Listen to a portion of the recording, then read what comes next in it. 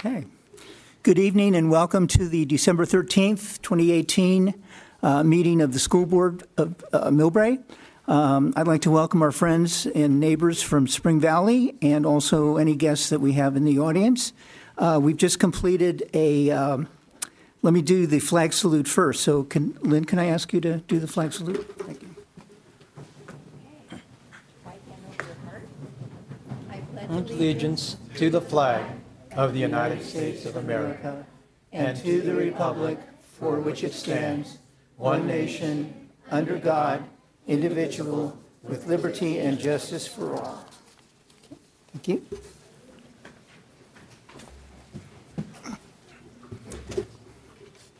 This meeting is being televised and recorded for the transcription of the minutes.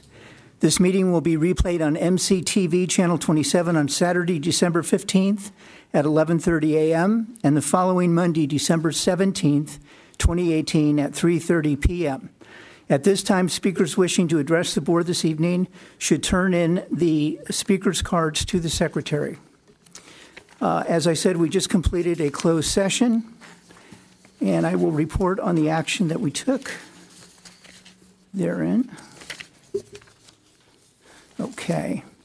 We considered 3 interdistrict transfers. IDA number 1819041 was denied. IDA 1819042 was denied.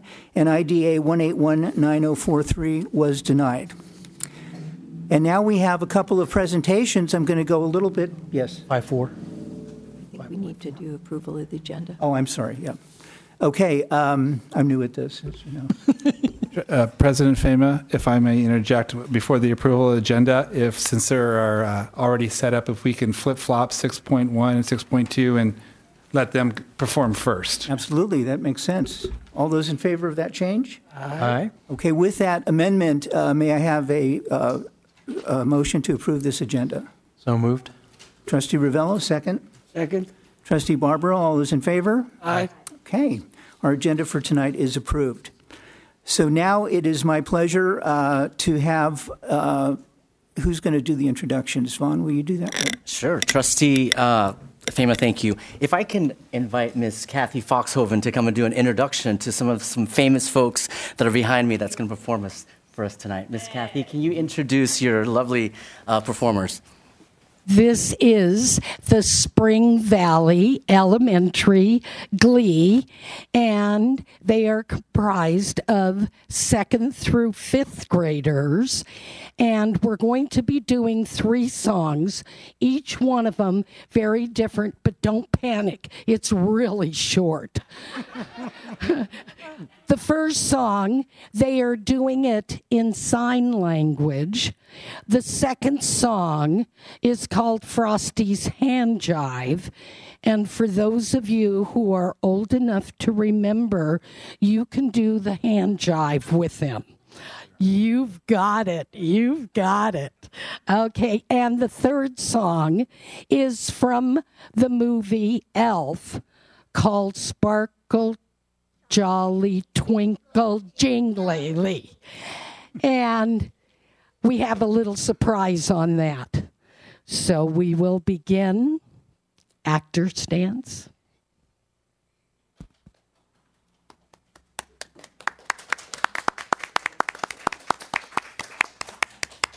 Oh, okay, sure.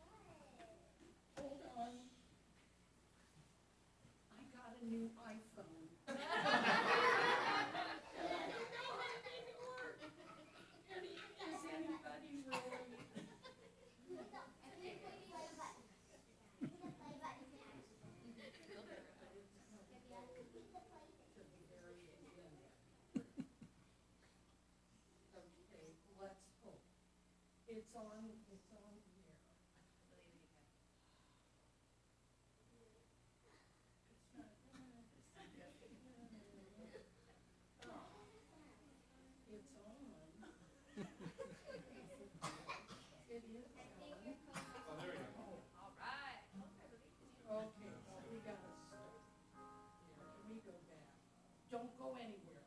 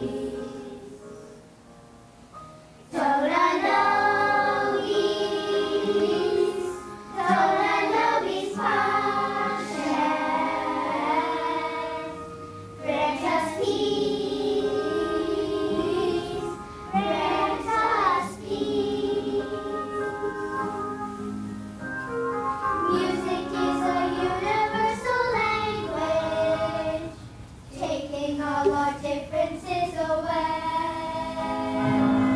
And when we stand together singing, we are all the same. We're all the same.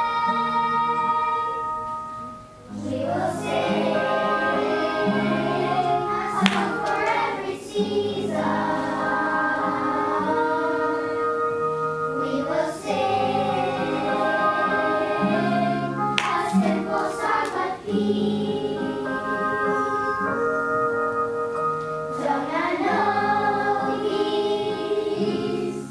Don't I know peace, Pancham? Grant us peace. Grant us peace. We will sing a song for every season. We will sing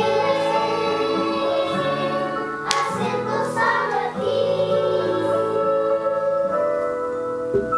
Don't I know peace? Don't I know peace, Pancham? Grant us peace. Grant us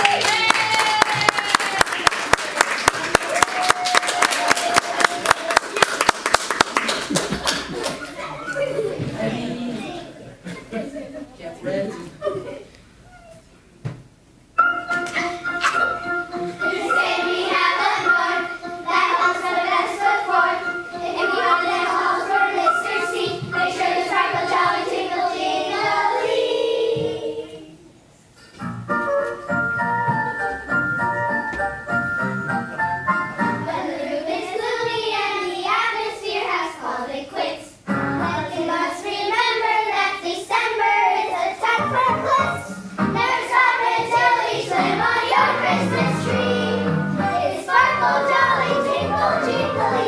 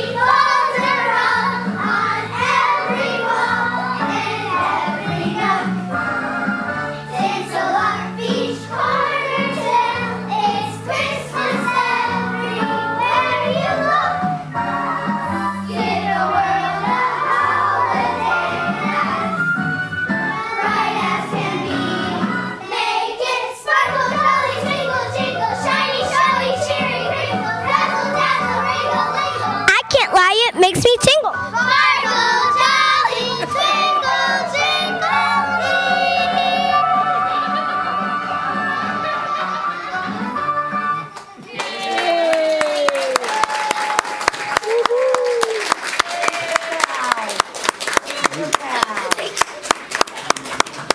Spring Valley Elementary. Aren't they wonderful? Yes. Thank you, parents, Spring Valley. Yeah.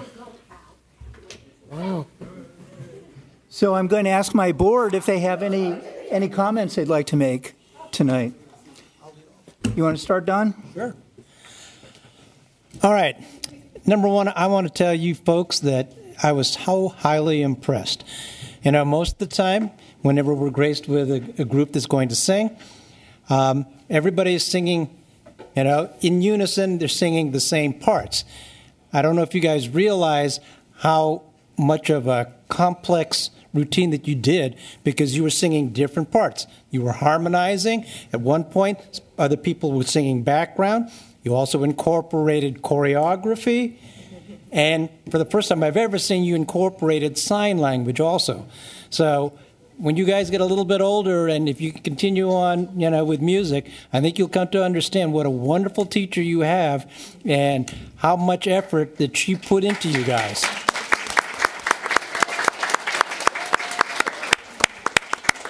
You're to be complimented. Thank you, Don. Lynn? Yes, what I noticed was what fun you all were having. You were having such a great time, and the confidence that you have performing in front of all these different faces is really amazing. And so, if nothing else, Mrs. Foxhoven, you have done a fabulous job of instilling the love of music and confidence in these students. And so I praise you and I praise your students for just having fun. It was fun. So thank you very much.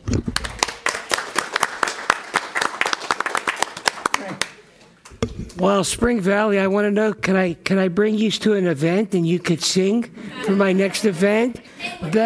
That was really, really spectacular. That was great. You brought Christmas into our meeting, and that was really, really festive. So thank you for being here tonight. Great job from your teacher. Your teacher did a great job. Say thank you to your teacher tonight before you go home, and keep doing the good work. That was great. Thank you very much. Well, I have to tell you, my favorite Christmas movie is Elf. Fabulous. And I'm going to go home tonight and watch it. So this meeting is over by 9:30, okay? That's the rule. You did a great job. I love the way you choreographed yourself in a tiny space, answering the question, how many angels can you get on the head of a pin? I think we saw it tonight. You guys were fabulous. Thank you so much for giving up your evening to be with us tonight, and happy holidays to you, okay? All right, let's hear it for him. And now, I think we're going to take a little break and have some cookie stuff. We're going to have some Frankie's cake. Huh? Oh, yeah. Yeah. Let's get them home. Yeah.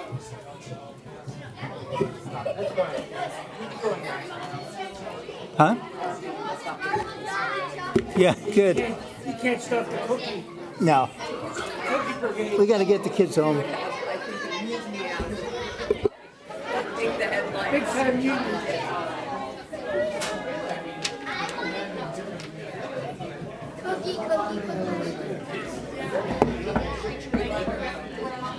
That was really nice. Yeah, that was sweet. That's what I love. Short and to the point.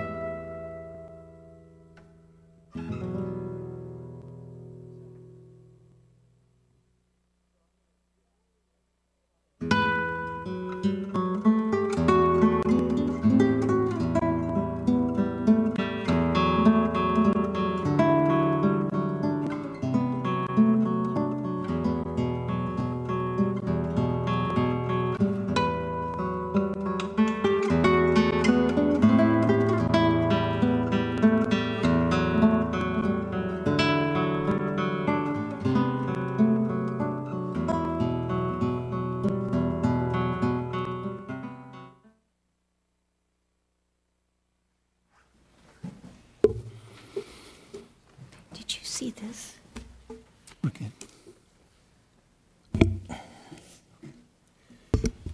Welcome back to our school board meeting of this evening. We had a wonderful presentation from Spring Valley. We have another wonderful presentation, and that is to introduce Mr. Tom Williams, who is the new Millbrae City Manager. Rick, could you go ahead and... Yes, thank you, trustees. I would not like to be Tom following that presentation because I don't think he has a song to sing and a dance and a hand jive. But real brief, Tom, since he's been on board as interim and now permanent city manager, his door is constantly open. He does walk the talk. He has allowed us to come in and share a lot of ideas in just a short time. So it's my pleasure to introduce our new city manager, Mr. Tom Williams. Thank you very much, Rick. As a proud father of an alumni from Spring Valley, it's outstanding to see that they're still going as strong as ever. So that was fantastic. So again, President Fama, honorable members of the school board, again, my name is Tom Williams, and it is really a pleasure and a privilege to stand before you this evening as Millbrae's new city manager. I'd like to thank the executive management team over at the school district. Vaughn, thank you. Rick, thank you. It's been a pleasure to get to know you and work with you, and I look forward to many, many bright years ahead. City of Millbrae, I've got 33 years in local government. I have been in communities up and down the state of California.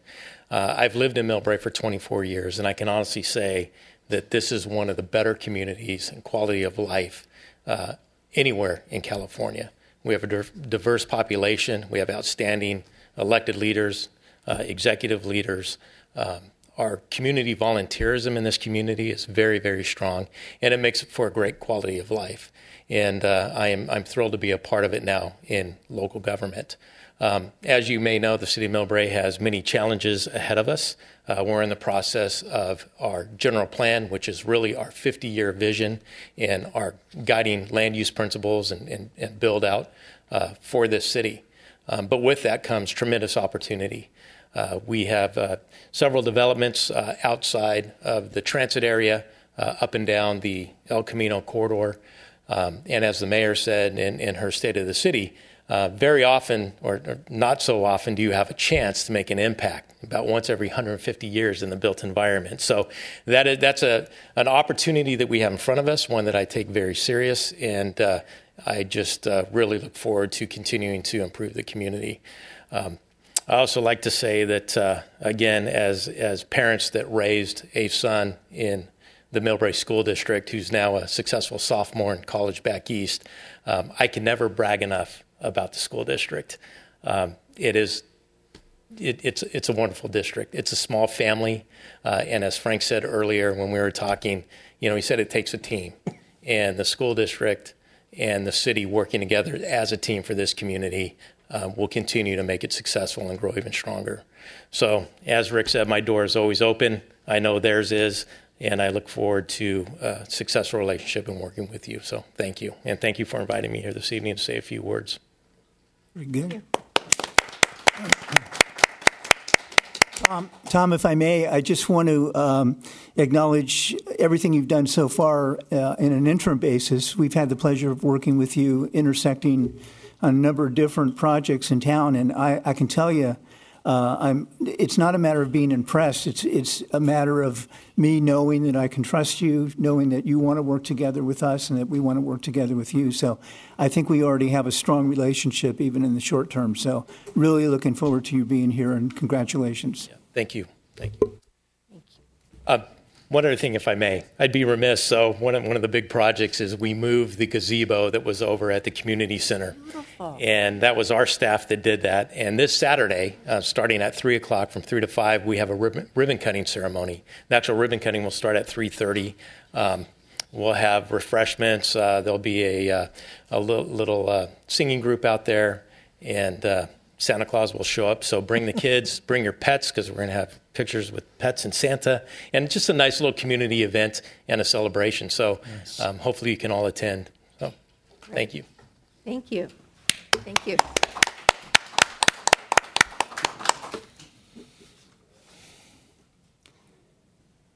So moving right along, let's see, we're going to do board reorganization. And the Board of Trustees, I think, have some well-chosen words for me. Frank had to leave for a few minutes, so if I can, maybe I'll go ahead, and I've got some comments that I'd like to make about my board and about the district, so I'll just take a minute. My time to make some farewell remarks is limited, but that's never stopped me in the past, so I better get started. A school board is one of the oldest elected bodies in the United States. I found out that they date back to the year 1647 in Massachusetts. And by 1930, there were 127,000 school boards working independently in the United States, all serving to oversee funding, standards, instruction, and results. So the mission hasn't changed. And to me, it's the purest form of democracy that I can think of in this day and age. So I'm very proud to be part of the school board. But a school board cannot exist in a vacuum. We're part of a community. But more importantly, I think this year, the community has become part of us. I'm proud of what we've accomplished this year, not just as a school district or school board, but as a Millbrae community. We've come together as one to support our schools through the MEF, the PTOs, the PTAs, through volunteer hours, and by passing the first ever parcel tax by more than 75% of the vote.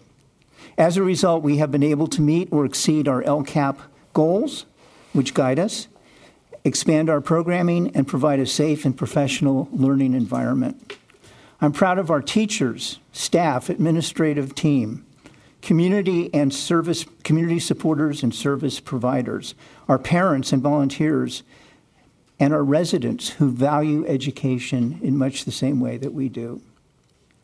But I'm really grateful to serve with a team of trustees, which has been as hardworking, dedicated, and professional as these four people have been on this dais, month in and month out. The generation of ideas, the thoughtful questioning of policies, the deliberation before making decisions are the qualities I admire most in all of you.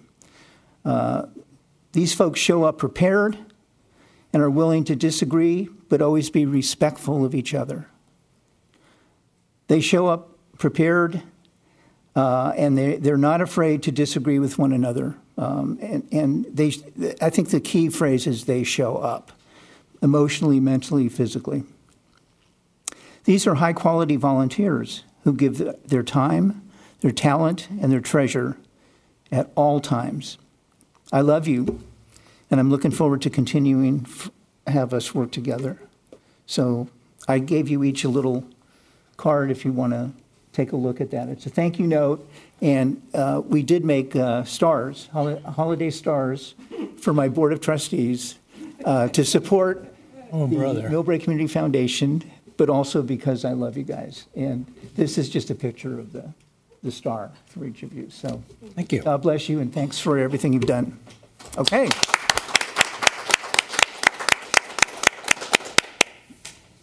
And now, do we do the trustee comments? Yes. Is that? Yes. Can I be excused? No. No. Okay. All right. So I will just open it up.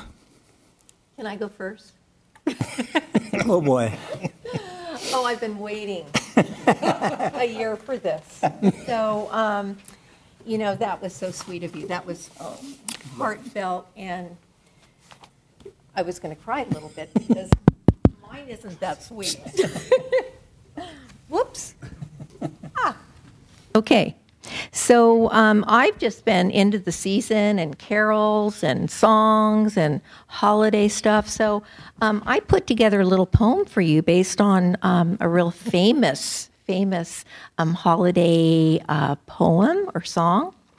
And so this is just for you, Trustee Fema. 'Twas the night before Dennis was soon to depart. His tenure as president has made us so smart. The trustees were seated and ready to speak on his many accomplishments, a commendable feat. When outside the chamber there arose such a clatter, we sprang from our seats to see what was the matter. The streets of our Millbrae filled with parents and kids cheering for Fema and all that he did. To the street at Magnolia, he flew out of his chair, shaking everyone's hand with compassion and care. A right jolly old guy, with gratitude unmeasured. He could easily be labeled Millbrae's greatest treasure. He quieted the crowd and invited them in to our December board meeting as we were ready to begin. Fema spoke not a word. And as we turned to each other to praise our dear Dennis, who we love like a brother. Let me turn the page here. We're not finished yet. Oh, I was getting a little nervous here. There we go. Okay. We cheered of his generosity, a most abundant gift he gave to our city, our spirits he could lift. We knew that his leadership to our board was the best. Could Trustee Ferrario master the test? She reassured her colleagues they had nothing to dread, while visions of new jokes danced through her head. He sprang from his seat and moved to the right, leaving his gavel a most saddening sight. He looked to the crowd, seeing all of their tears, and bellowed, "No need to worry. I've got 4 more years." So I just have to say, you epitomize, Dennis, all that is good and wonderful in this world, and I'm so grateful to call you my friend. Oh, thank you, Lynn.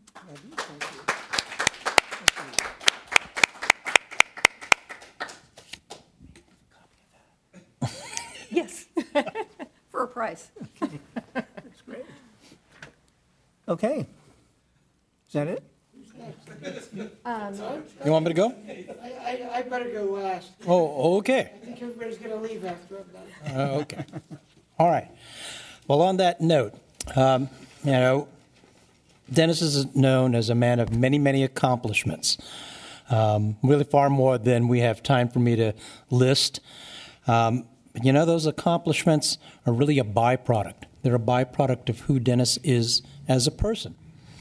So let me just talk a little bit about our friend, Mr. Fema here. I'll start with a couple of fun facts.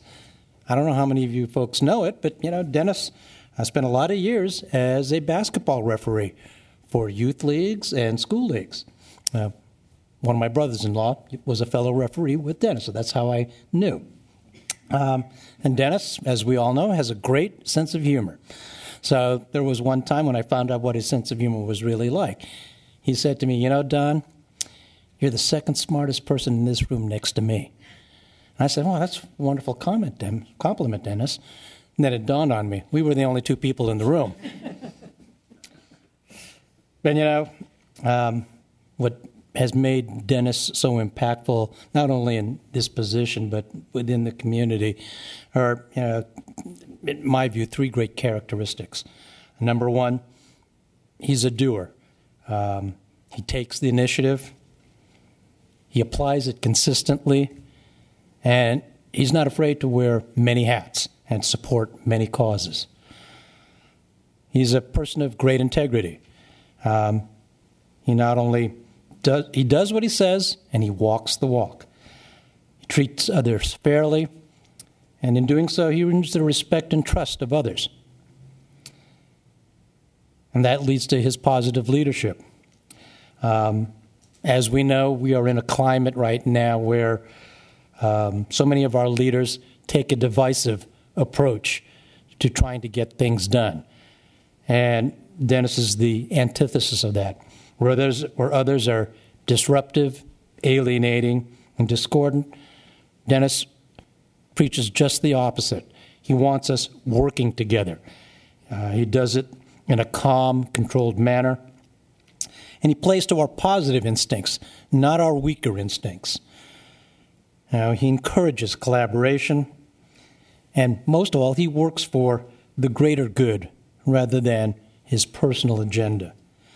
So, Dennis, it's been definitely, my pleasure and my privilege to work alongside you. That's a phrase that's, I think, overused and sometimes doesn't take isn't taken for its actual face value, but I sincerely mean every word of it, Dennis.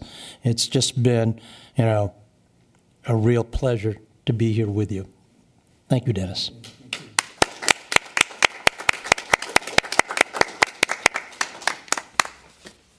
I see we're out of time. Nope.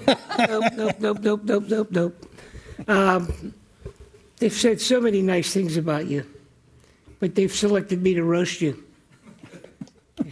So I have one thing to say: prepare yourself. I just want to tell everybody a little story about the Millbrae community. They were actually, we had a town hall meeting about a week ago, and they actually wanted to impeach you right before we let you go today. They wanted to impeach you, and the reason why they wanted to impeach you was a good reason why. They wanted to make a statue of you, put it in front of City Hall, and they wanted to make a statue of the first elected official in Millbrae that was actually impeached. And they thought that was a positive thing. So they asked me to support it. So I asked them to take a vote, and we took a vote. And these were the shakers and movers in Millbrae. So we were met in secrecy. And so we took a vote, and it didn't hit the numbers that it hit, and you actually kept your job for another week. And we let that go. But the takeaway from that was they asked me, they still want to make a statue of you. They asked me to pick a name for you, like a name that's something that's not Dennis Fama, but like a funny name. And so I thought about it, and I thought about your hat, and you brought it tonight. And I thought, I visualized you wearing your hat, and you got that little shuffle, and you look like a gangster. When you put that hat on, you walk like, like a tough guy. And so I thought, you look like somebody that I know, that I remember in that. So I started to think about it. Who has that hat? Where did I see that hat before? And it dawned on me when I was a kid, and when you were a kid, Spanky in our gang. Oh, God. So the nickname resonated with me, Spanky. So I got back to the group, and I presented that name to them, and they loved it. And so let me get your gavel now, because this is public. This is a public hearing now. And so I hereby make a proclamation that we name the statue out front Spanky Fama, and all his work that he's done for the community. Oh, thank you. Okay? Yeah. So that's I wanted to present that to you. Well, thanks. And I wanted to ask you if we could put Tom, is that there hat- funding for this? Could we put that hat in a little thing over here somewhere where we could keep that hat? Spanky Fama. It'll live forever. That's my roast. Thank you. But in all seriousness, you've been a true friend to the Millbrae School District, a true friend to all of us. You've been a tremendous leader to all of us, where we could call you and bounce things off of you, whether it would be school district material or personal stuff. You were there for me when I took my fall, and you were there for my family. And so I want to thank you again. And I love you. I love your wife. And you're just tremendous asset to this board and to the school district. And we look up to you. I look up to you. You're like my mentor in a lot of ways. So I thank you. I love you. Give me a hug. Okay.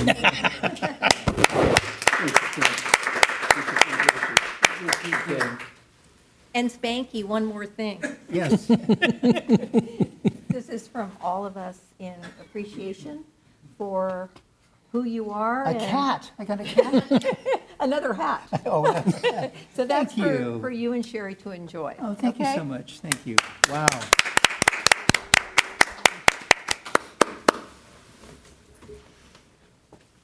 I only have 4 more years with you. That's Just. well. This was so nice. Thank you so much for putting some thought into roasting me and toasting me, and I'm just so privileged to be among this group of volunteer people. As I said in my remarks, that nobody knows the hard work and dedication that you all put into making sure that our schools are excellent, our teachers are satisfied, and our community is moving forward at all times because of your work. So congratulations to you. Oh. Because I think the next thing is to reorganize ourselves. And I'm going to open up a nomination process. We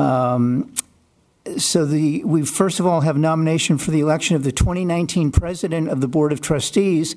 And I would like to take it upon myself to nominate my colleague, Lynn Ferrario. May I have a second? Second. All those in favor? Aye. Congratulations, Lynn. Wow, thank you very much. Yeah, exactly. So we should do the honors now? Okay. Should we go there? Please, we have Mr. Tim Shea here to administer the oath of office for Okay. our new president. Move my stuff.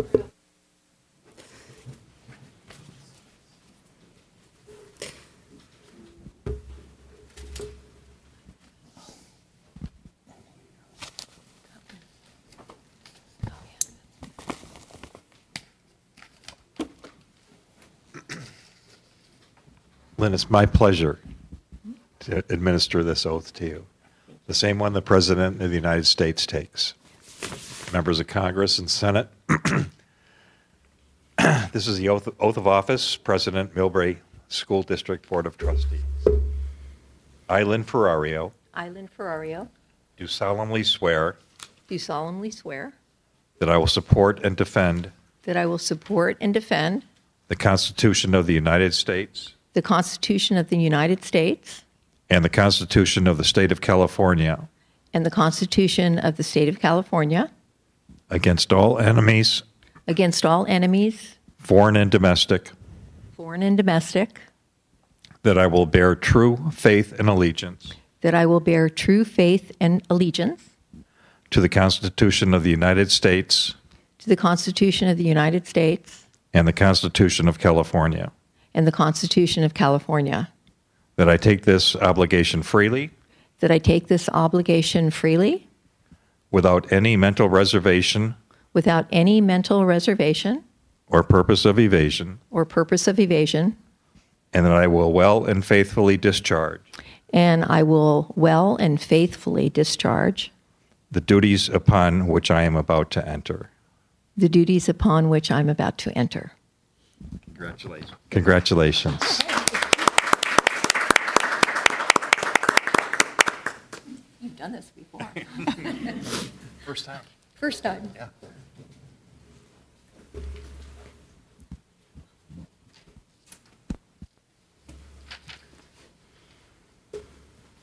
Oh.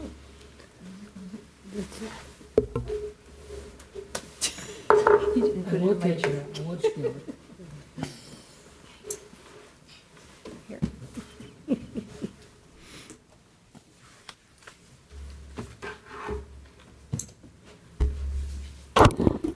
Okay, so now we're going to open up the nominations for the vice president of the school board.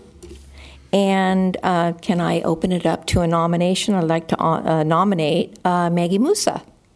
Do I have a second? Second. All those in favor? Aye. Opposed? Motion carries. So Maggie Musa, you are our vice president. So I think our guests at home should know that Trustee Musa is watching her son play in the Taylor concert. So she has a good reason not to be here tonight. And so we're thinking about you, Maggie, in case you see us on TV later on.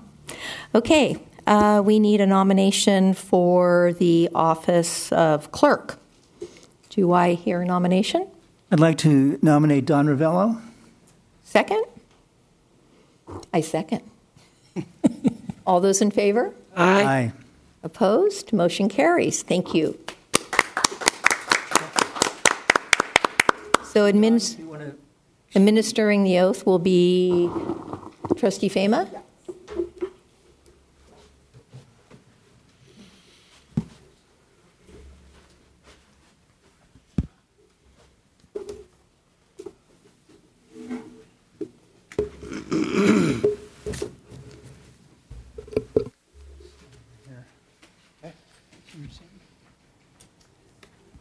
So this is the oath of office for the clerk, president and pro tem of the Millbrae School District Board of Trustees.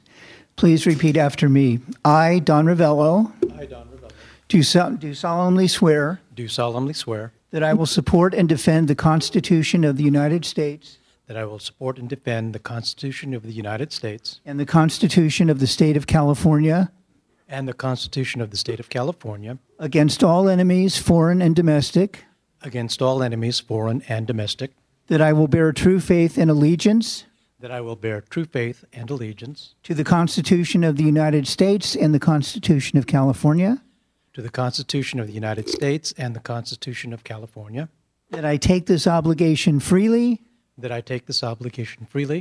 without any mental reservation or purpose of evasion, and that I will well and faithfully discharge the duties upon which I'm about to enter. Congratulations.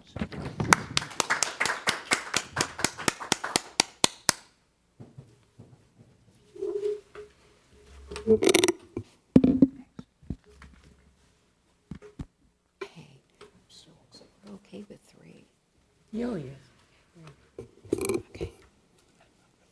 All right. So moving right along. Congratulations, Trustee Ravello. Ma'am. We're going to go into the committee appointments for 2019, and that's Superintendent Fapersert. Trustees, if you all wanted to take a look at the nomination and the previous 2018 and looking at the 19. So for our committee appointments for 2019, we're looking at the County Committee on School District Reorganization, 2018, Trustee Ferrario with Dennis Fama as the alternate. For this nomination, we're looking at Trustee Maggie Musa with Lynn Ferrari as the alternate. The second committee appointment is for the 2019 San Mateo County SBA Legislative Committee. This year, we're looking at Mr. Dennis Fama. The next committee is 2019 San Mateo County Nominating Committee. And this year, we're looking at Trustee Don Ravello. And for our Facilities Committee, this year we continue with our 2019 representative as nominations, Mr. Frank Barbaro and Trustee Dennis Fama. This is a recommended action unless there are any discussion or other considerations. It is being brought to the board as a recommendation that the Board of Trustees approve the committee appointments for 2019 as presented. Can I have a motion to approve? I move to approve the nominations. Second. All those in favor? Aye. Great. Motion carries. Thank you. All right. So now we are going on to 7.6, selection of 2019 committee members for City Council, School Board, Business. Superintendent. Trustees, as discussed at our last joint City Council and School Board meeting, we wanted to design a subcommittee to work with some of the topics that may be joint topics with city business. And tonight, it's open up for discussion to decide on trustees that will serve. No more than 2 trustees can serve on this particular subcommittee. And tonight, we bring this to the board for a selection of 2 trustees. There have been no dates selected.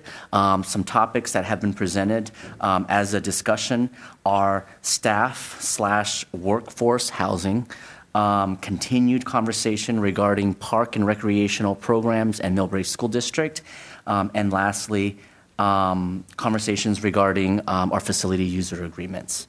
Those are the 3 selected topics. So tonight, we asked the board to have discussion regarding 2 trustees who would be who has a desire to sit on this subcommittee. Great. So it's open for discussion. Is there any questions from our trustees? Any comments? Well, I would like to nominate Trustees Musa and Barbaro. That was so unkind. Merry Christmas. This is how we work. I just had a question. Is this in conjunction with the meetings that we've had in the past that take place early in the morning, once a month, or not even once a month? It was 3 times a year. 3 times a year. I'd be happy to serve on that if... And I would also. So it looks like we need a motion and a second to approve. Do I have a motion? So moved. And I second. Okay, all those in favor? Aye. Aye. Great. You have 2 willing volunteers. Okay, committee reports. Budget Advisory Committee. Rick. Trustees, nothing to report on the Budget Advisory Committee except at the January 10th board meeting, we will be bringing forth dates for our Budget Advisory Committee / Parcel Tax Committee. And that's all I have to report tonight. Okay. Any comments? No. Okay, thank you. So now we have communications to the board. Speakers wishing to address the board on items on the agenda may complete speakers cards and submit them to the board secretary. Speakers addressing specific items on the agenda will have opportunity to address the board at the time of the agenda item in the meeting. If you are addressing the board on a non-agenda item, please be aware that the provisions of the Brown Act prohibit the board from acting or discussing such matters at this meeting. Public comments are limited to 3 minutes per person per topic. MEA, not seeing anyone. CSEA, not seeing anyone here. MEF, and members of the community. Okay, we're going to open it up to trustee communication. Trustee Fema? Thanks. I really have nothing to add. I've talked a lot tonight, but just to reinforce how happy I am that our board has hung together and that we've had a very, I think, successful year. And looking forward to working together into the future. And also, I may not have emphasized enough how much I respect and depend on our great administrative staff who really give us the underpinnings to do our work. We couldn't do it without you, so thanks for the good work. Thank you. Trustee Ravello? Thank you. So last week I had the happy pleasure of attending a couple of events in the community on the same night. The Peninsula Healthcare was celebrating their 70th anniversary, and the Millbrae Education Foundation was hosting their Christmas gathering.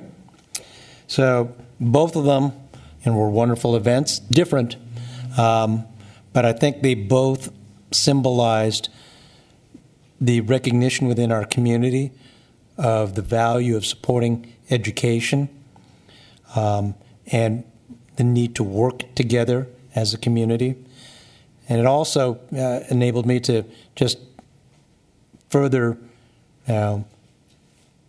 cement the notion in my own head that part of the value of being a board member and attending these types of events is that you get to meet one-on-one with people, have them know you a little bit as a person, and vice versa, get to know them as well. And you get to find out who supports the schools and their own reasons for it. And I think that's critical, for us to continue the progress that's been made the last few years. So one thing certainly, the members of this board have been very, very good about being at community events. And I especially want to take my hat off to our administration.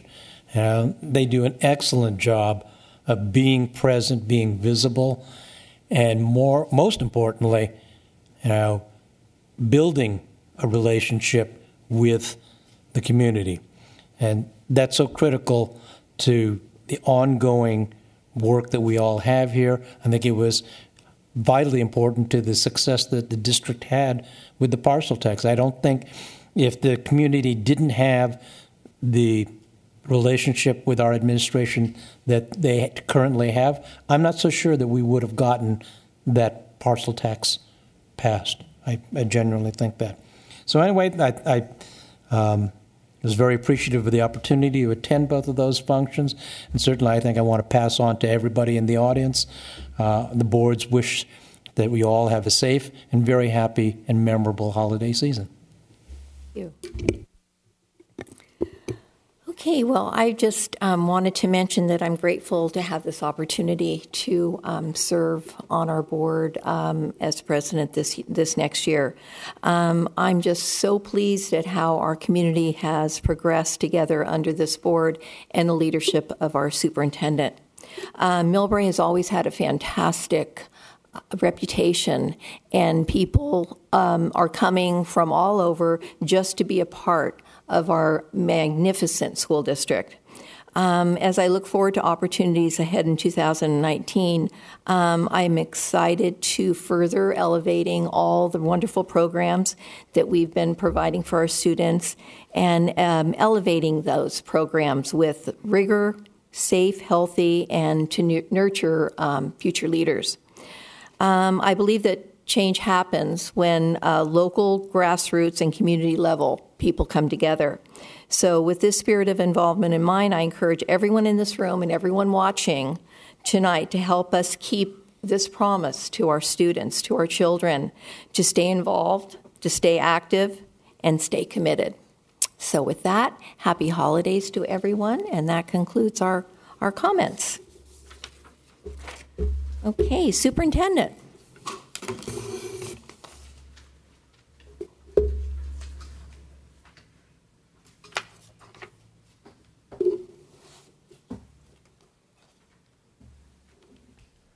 Good evening, trustees. Just a few quick reminders for our community and our board tonight. There are some holiday events that are happening that I wanted to celebrate and share.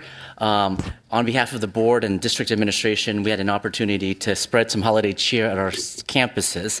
And who knew that a large size holiday card was so easy to make?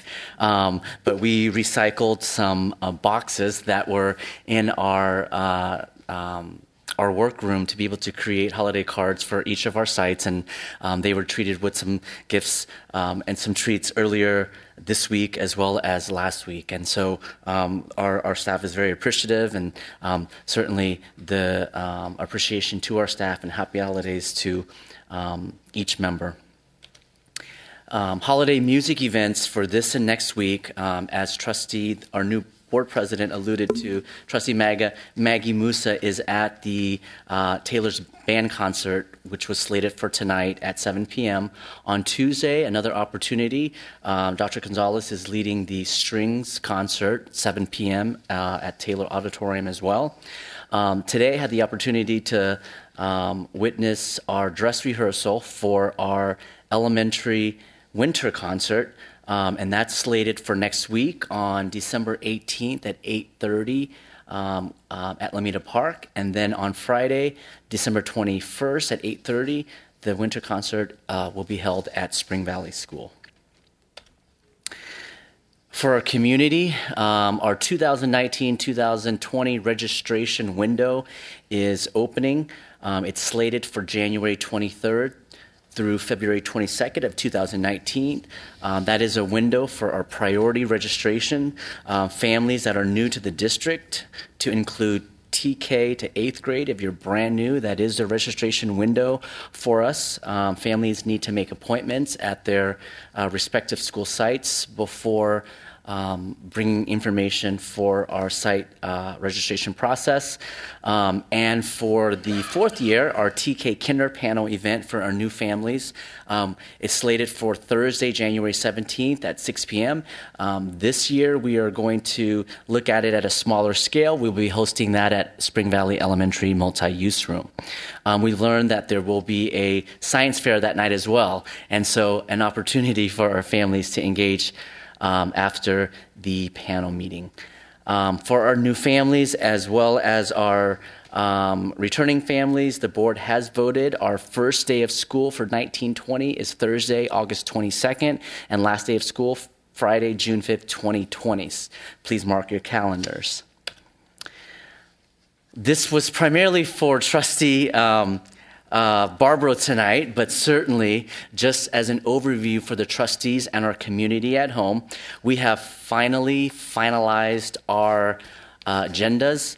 Trustee Barbara and I wanted to ensure that we had a couple copies for each trustee to take home and spread the word.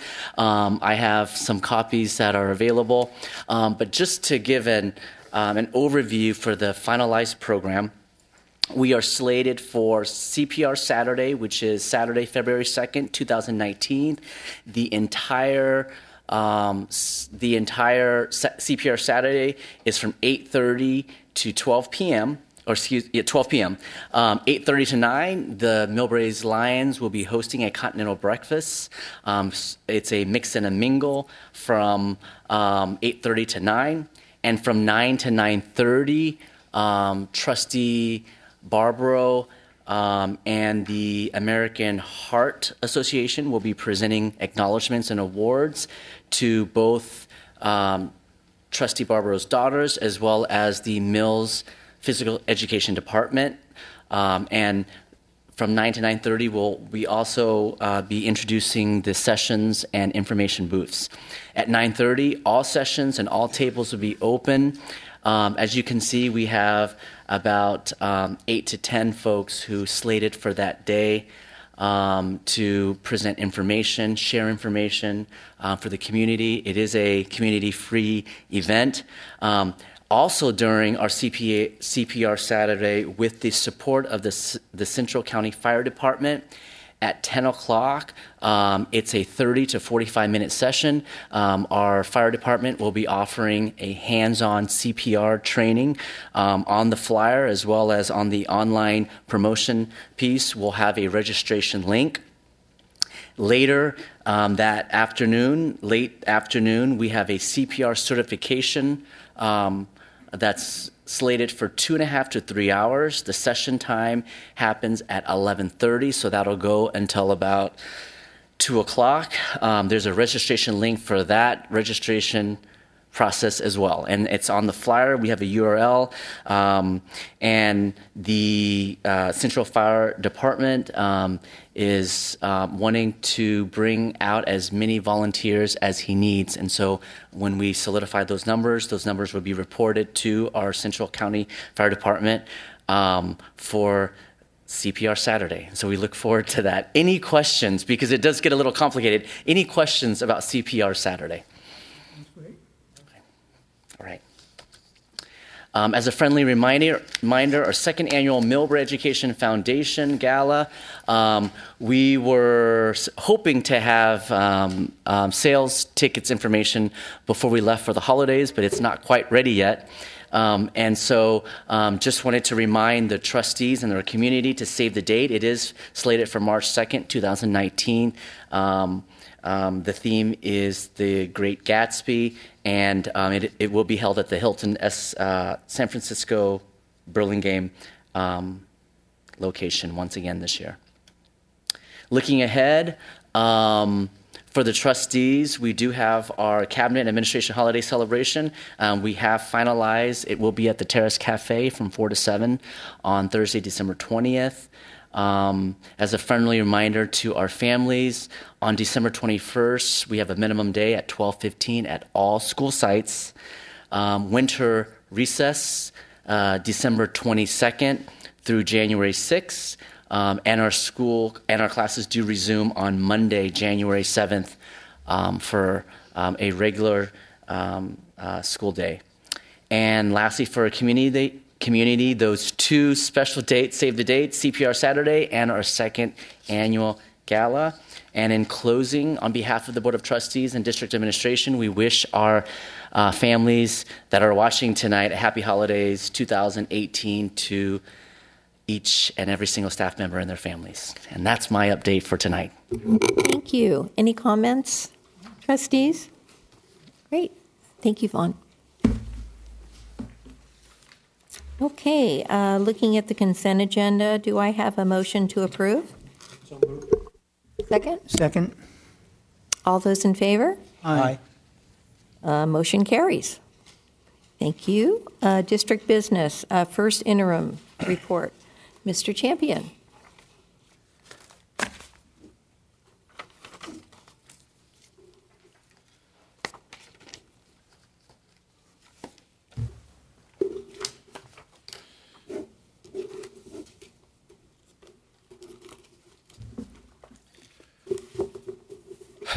Good evening, trustees. Tonight, we're going to present the first interim report for fiscal year 2018-19 and some outcomes after tonight. A little bit about disclosure of the reporting, our first interim report, a little bit about our multi-year projection, the impact of Measure N on our financial statements this year, some next steps and guidance, and board action on certification. A little bit of disclosure, required disclosure. Education Code 42300 requires school districts to report their first interim.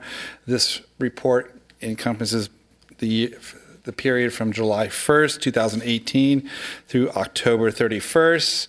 Is to provide a review of district financial condition, to provide status and report to the Board of Education and the public regarding the financial condition of the district, and determine any necessary budget revisions as a result of the current projection of the financial report. Also, we'll be looking at our 2 years out for fiscal years 1920 and fiscal years 2021. In your packets tonight, on our website, online, and at the district office is a summary of this presentation, our executive summary, a copy of our financial reports, and a copy of our assumptions. Ooh, I can get that out. Just a step back, our financial reporting is this. There's your wheel. It kind of shows you we start with an adopted budget, and then we go into a first interim, which is tonight, and then in March we'll be looking at our second reporting period, and then our last report. The district will self-certify itself with these three qualifications. Positive, which means that the district will be able to meet its financial obligation for this period. It's this budget period and 2 years out. Qualified, that the district may not be able to meet it.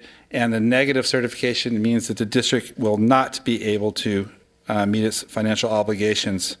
Under the new Budget Act, it gave the county a lot more leeway now, and also through FCMAT, that if districts certify themselves other than positive, the County of Education now will be interacting directly with the superintendent and the Board of Trustees, and after 3 qualified statements, then FCMAT will get involved.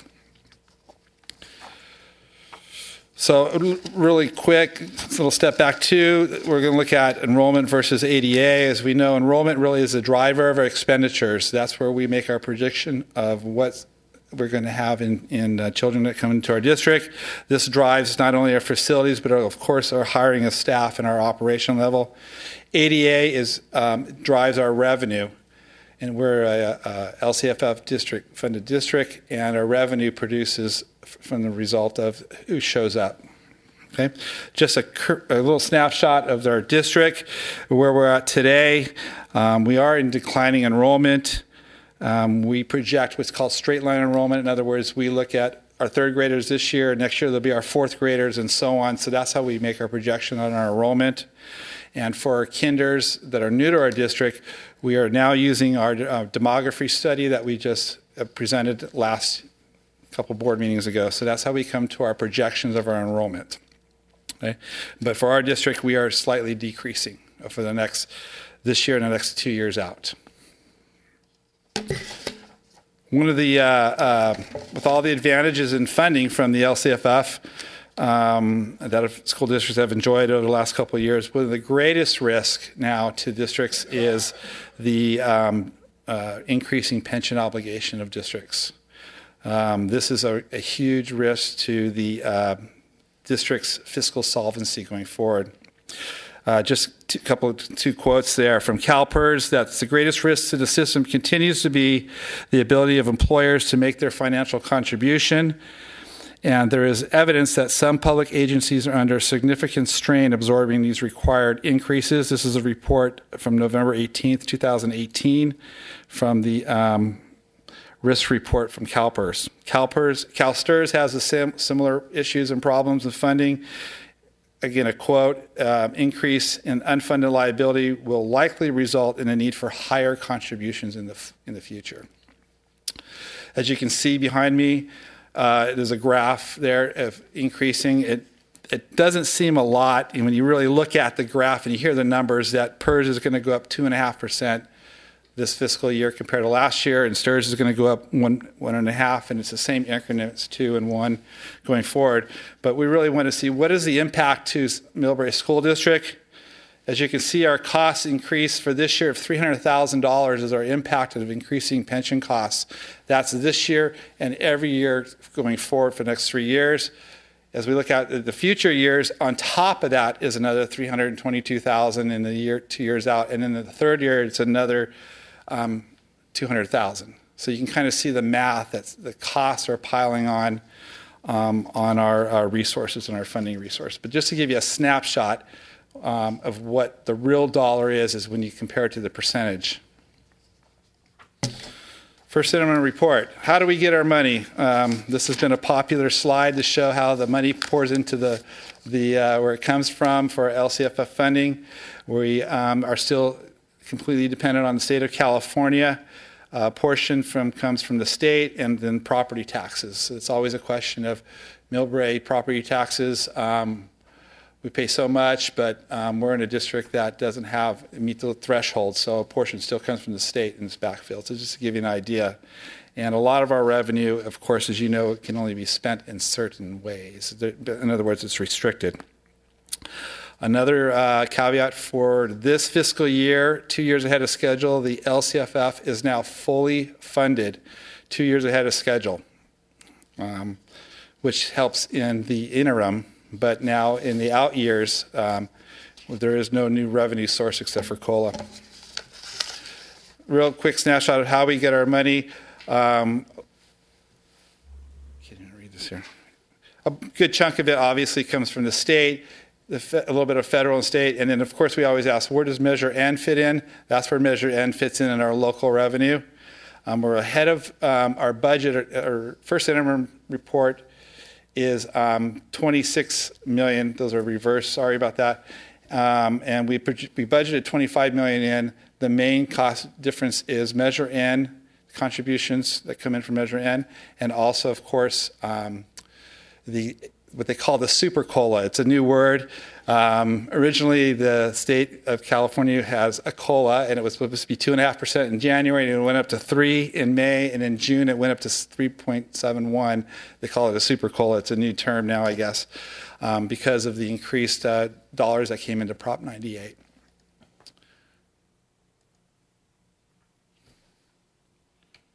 How do we spend our money? The majority of course, is spent on the people costs. 82% of our budget of our general fund goes to staff and benefits. And of course, that is being impacted not only from our step-in column, but also, of course, our operating costs of going up, and of course, our pension costs. So just to give you an idea of where we're at, our staffing levels, as you can see across the board in the color graph there, kind of flow with ADA. If I put those two graphs together, you would see the anomalies. Another popular slide that Trustee Ravel likes is how does the money flow through? It gives you a quick snapshot of the sources, how it flows through to the expenditures, and what's restricted and not restricted, and the impacts of our ending fund balance, which is basically, I hate to use this word, the checkbook, but just to give you an analogy, that's what that is. It decreases by $266,000 this year. Again, like I said, the COLA on the LCFF was supersized, but all the other programs, of course, our special education budget only had the 2.71 COLA. That wasn't supersized, and that's the most that program needs the most money. Our special ed. If you look at the ending fund balance, I like to break it a little bit out just to show you that though our ending fund balance is projected to be $4.3 million, that does not mean that's our checkbook balance. A lot of the funds, as you know, are required under Ed Code and for certain assignments, and also committed funding that for the board. So to break it down, we have a little bit of money set aside, $79,000 in our ending fund balance for our insurance deductible and some supplemental funding. We've committed, this is through a refund through our land use of $48,000. this year's one-time dollars for 18-19 are $435,000. And as you can see, we'll be running deficits in the out year here in the next couple slides. So we are assigning dollars to cover those deficits. Basically, that's our savings account. Without that, then we would be definitely self-certifying in a different end result from tonight.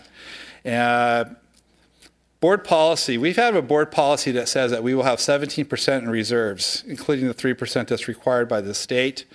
We are now going to, at small, start increasing year by year 0.5% to that board policy. It's just assigned. It's not committed or reserved out, but it's just to get us to that point because, as you'll see in the future slides coming up, we're going to need those dollars in the fourth year, fifth year. But just to give you a breakout, that 4.3 is not our checkbook balance. Multi-year, it's a busy slide, but draw your attention to the red box. Those are our structural deficits. If you can see those year after year. Most of that's coming from our pension obligations that I've already showed you. We've estimated our revenue, which is relatively flat. Again, COLA only in the out years. And if you can recall a little bit on the COLA, that fluctuates. 16-17 fiscal year, it was 0%. Then it was 1.5%. It started this year at 2.5, went to 3, went to 3.7. So it fluctuates. But we're using third-party assumptions to adjust our out years on our revenue. Our step-in column for our staff is identified. The main point on the graph there, as you see, is a number of assumptions.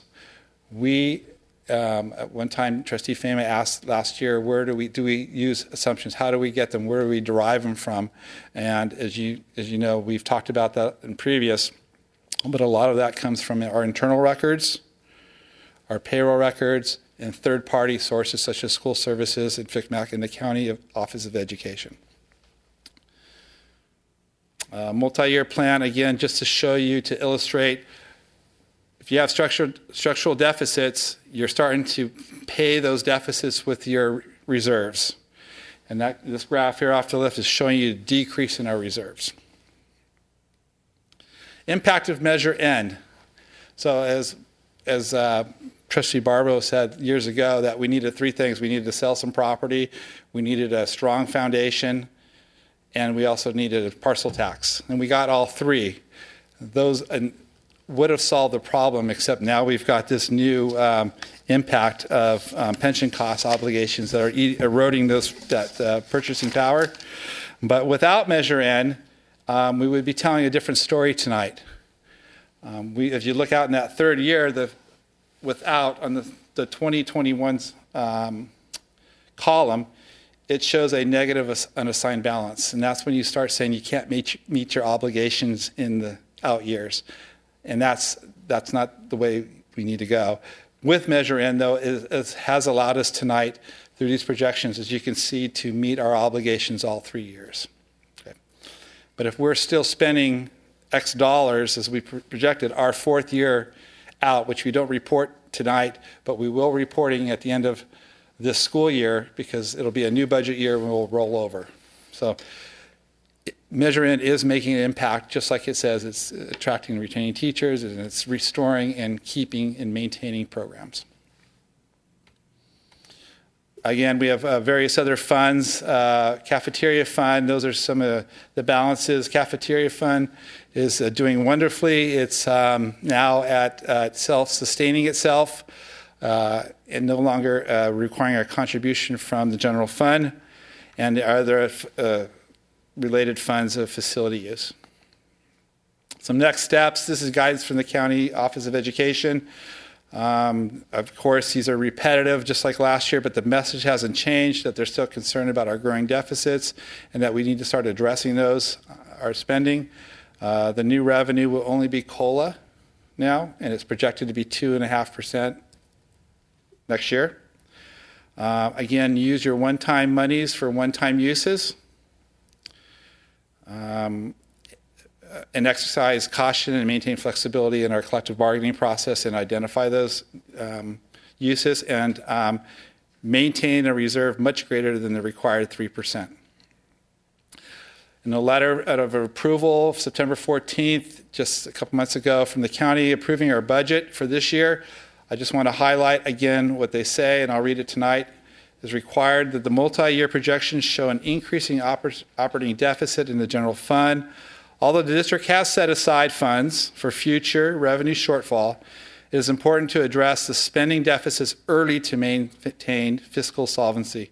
The county superintendent recommends the district to identify additional measures to address the operating deficits in the general fund to ensure educational programs are not adversely affected. So tonight for approval is a positive certification as presented, the first interim financial statements for fiscal year 18-19. Thank you. Thank you. Yes. How did the cafeteria fund turn the corner and become self-sustaining? I think that's impressive. And then how much were they drawing from the general fund on average? 2 years ago, we had a budget contribution of $80,000, and it closed last fiscal year. A combination of a lot of little things. We adjusted the price of our meals a little bit just to keep up with the increasing costs. We found a lot of efficiencies through our supervisor of food services, Ms. Lisa Corner. Again, found a lot of efficiencies, and she brought forth. We started the child and adult dinner program, which brings dollars, and our summer feeding program brought some dollars into the district. There's a lot of little things that really, when you add them all up, I used to have an old manager, he said, if you put all your crumbs together, you're going to make a nice cake. And it's exactly what we did. And through that, it's brought that fund up. Congratulations. I think that's fabulous. I have a comment. Yeah. So, number one, Mr. Champion, I wanted to compliment you on incorporating some additional items into your presentation. I think, talking about the checkbook was an important thing, and how the ending balance is not really what we have, for just general consumption. There's reason why we have to have money at the end of the school year, that we should have money at the end of the school year. And I think that's a point that we need to continue to make to the general public, because certainly in the years where our budget is going to come under more scrutiny, that I guarantee that comment will come up, because we've certainly heard it in this chamber on multiple occasions. Why does the school board have hundreds of thousands of dollars left at the end of the year? That's money that could have been spent paying people. Well, yes, if we're going to pay people during the summer, some people still get paid during the summer. You better have money in the checkbook to pay them with. That's just one example of why we need to make sure there's money in the checkbook at all times. So I'm glad that you did that. Certainly, one thing when you're talking about the increased burden to the schools, I know our new governments and our new governor, as one of his campaign goals, is pre-K education. I think conceptually that's a wonderful thing, because I think the data, the science proves that the earlier we begin the education process with children, the better it is for the children. But it's like everything else. More and more of the responsibility to fund this is placed on the schools. So the very people that say, yeah, you need to do that, but we're not going to give you the funds to do it with, and oh, by the way, we're increasing your obligation. So that's a real concern to me for what happens in this school district and the education process throughout the state of California, because all the school districts are going to have the same. They already all have this same problem. Okay, the state says do something, and we say, hey, that's a wonderful idea. Okay, but where is the money coming from? By the very people that are cutting our ability to have money.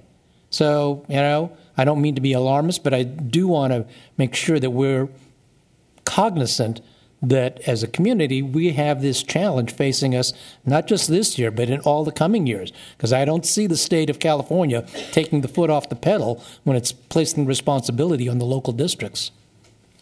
Right. And if I can parrot you to, it is an alarm.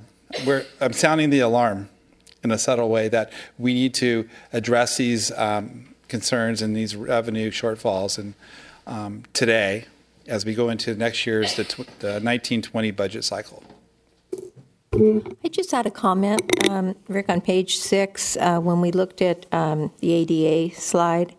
And it's just an observation that in the 10 years since 2010 up to 2020, it looks like we are at the same place in terms of decline as we were 10 years ago. And we kind of were at the height in 2015. So trending, does anyone look at those trends to see if maybe we're going to start on the uphill swing?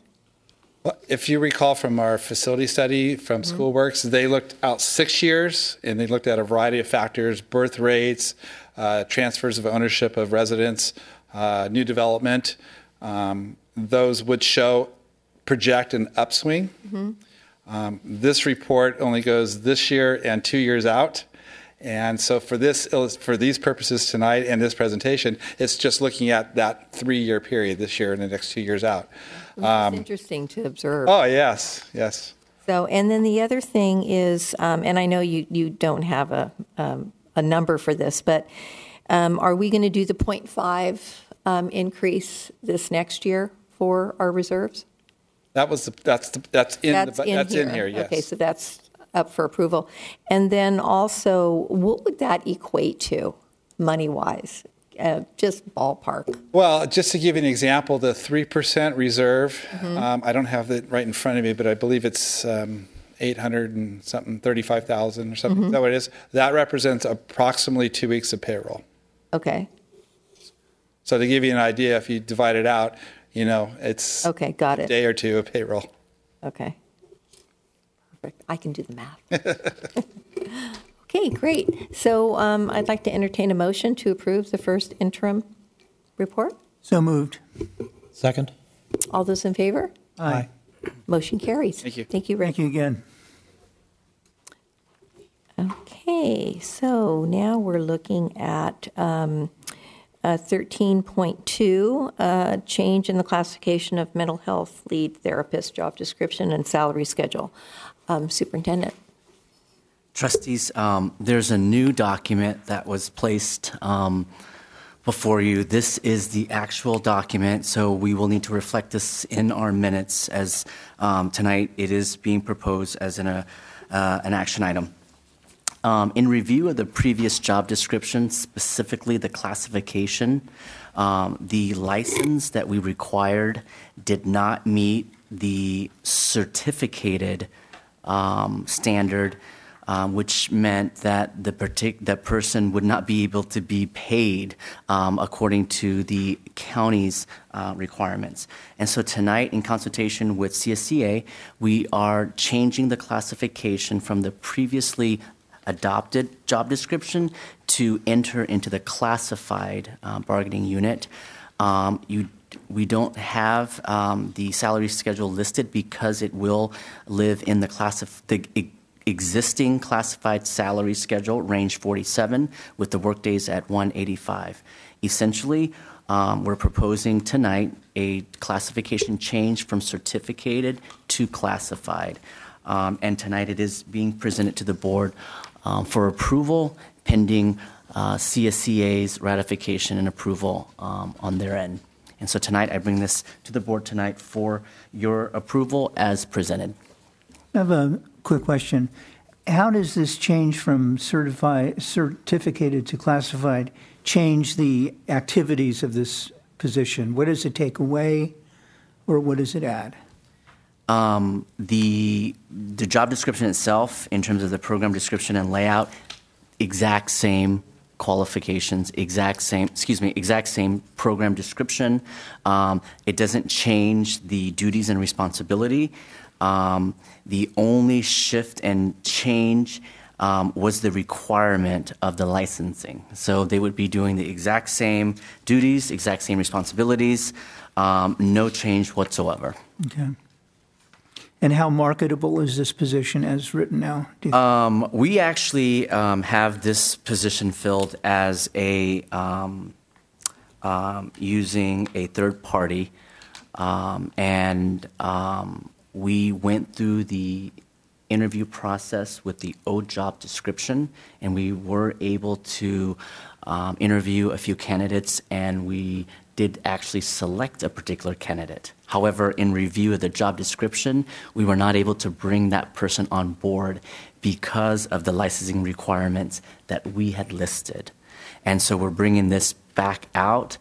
So there were candidates. We did go through the interview process. There were qualified candidates. Mm-hmm. We do have a candidate that went through the process. However, we cannot take the next step in offering the position because they don't have the licensing requirement to be brought on as a certificated staff. They may or may not wait for our process. However, we wanted to ensure that we classified this position correctly for the district. So my question is, if we have, currently we're using a third party, okay, and so that's a bigger expense to the district? It could be, yes. Mm-hmm. I mean, usually the contract Correct. employees are, okay. And so if we were to bring this person in, so you're saying that the only addition is the required, the first CPR certification and driver's license? So everything is everything that was approved is exactly how it's listed right now. Mm-hmm. It's just the classification. So we had to take it out of certificated to bring to the classified. So everything else remains the same. Mm-hmm. So for that person that comes in, so they're under the classified umbrella, so to speak, instead of the certificated. What are the pros and cons, or are there, or is it just a matter of your negotiation body? It would be just the rights under that specific. Just apples and apples. Correct. Another option we could have taken would be to rewrite the job description to include a specific credential. Mm-hmm. This is just for example. If we were to say that this person now needs a multiple subject credential, then it could be placed under the certificated umbrella. However, we don't have a specific license that fall under the certificated umbrella. Therefore, we're presenting this now as a classified position. So that certificated license couldn't be optional. It would have to be mandatory. You couldn't say preferred. That is correct. Because it's not acknowledged by the county or the state, for that matter, as a certificated license. Mm-hmm. Is there a big salary difference between the two? For how we wrote, no, it's not. Okay. Because we're putting this at the range 47, and it would fall in the parameters of what the teacher's initial salary would be. Okay. So we need to vote on this, I guess. Yeah. Could I have a motion? Make a motion to approve the change based on what you've told us here tonight. Second. All those in favor? Aye. Aye.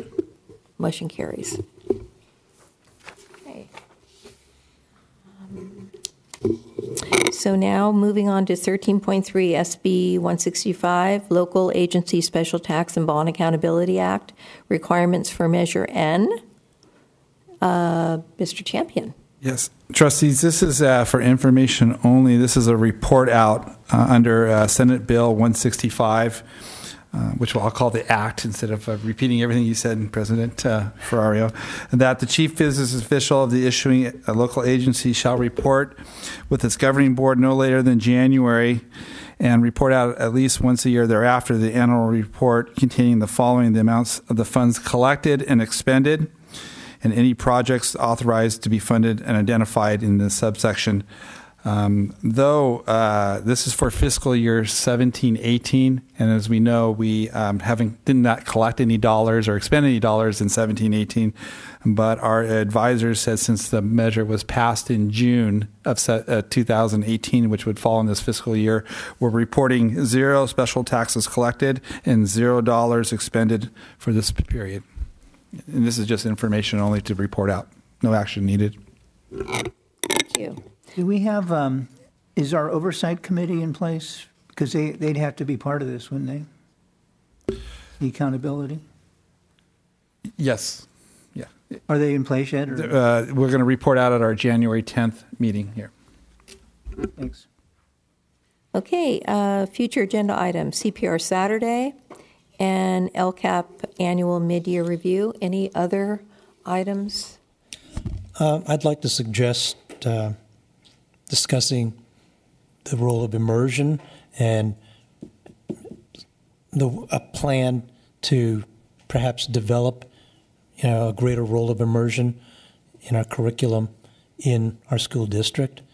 I think we've gotten enough feedback from parents, the local community, that it's something that they would definitely value, and there's certainly a lot to be said for it. I'll just talk briefly about what my kids think of the concept. I think it's a wonderful concept, but my point would be we have to stop treating immersion in our classroom as just another form of teaching English. Okay, we teach our kids languages to write grammatically correct, to speak grammatically correct, but that's not the real world application. There can be significant differences in the way people speak the language as opposed to the way you would write it. So, as someone that went through many years of learning another language in the public school system, I shared the same frustration that a lot of other kids had, that I could write a great essay in Spanish. But, there were times, even though I was in the top percentile of my class, where I was challenged to hold an extended conversation in that very language that I got an A in on paper. So to me, again, if education's goal is to help our kids prepare for the future, and if learning another language is part of that success, well, then let's teach them the practical application. Okay, I think we've moved that way in this last year in terms of personal finance. I was delighted to hear that it's now part of our curriculum, taking what we teach them and saying, okay, this is how you use it in the real world. Okay? And so immersion has got to have that behind it. Okay? It does us no good to crank out dozens of kids that can write great papers but can't converse to somebody else worth a lick in another language. Totally defeats its purpose. I agree with the whole immersion concept. I think maybe we need to get a little bit more specific, and maybe our cabinet can bring back some possible immersion concepts, because I think it's a pretty wide range. Yeah, and let me clarify here. Yeah. I'm not saying this is something that we need to incorporate immediately now, because it's something that has to be wrapped up. But I think that you're leading to, there are elements of it that we can start to interject into the curriculum and build towards it. And in so doing, it, I think, number one, would build confidence in the community that we recognize its importance. Plus, of course, the kids would be getting the value of immersion concepts. So even if we never got to 100% an immersion program, because maybe financially it's not something that we can do, but if we can just build in certain pieces to it, our kids will be so much better off, down the road. Yeah, and I think, the connotation of the word immersion takes on so many different forms that I think, we need to be educated on what immersion programs might look like and how we would start at a low level, or how we would proceed, where we can go. But I think first, rather than make too much for you all to do, just to get just definitions of what immersion programs look like. Great. Thank you, Dawn. Let me ask, I agree with you. I don't want to expend too many resources, because this is a deep subject. This requires a lot of literature search and research. Is there any conversation among the superintendents right now about immersion programs? Is there something we can draw from locally to decide what direction we should be looking at in terms of research, I guess?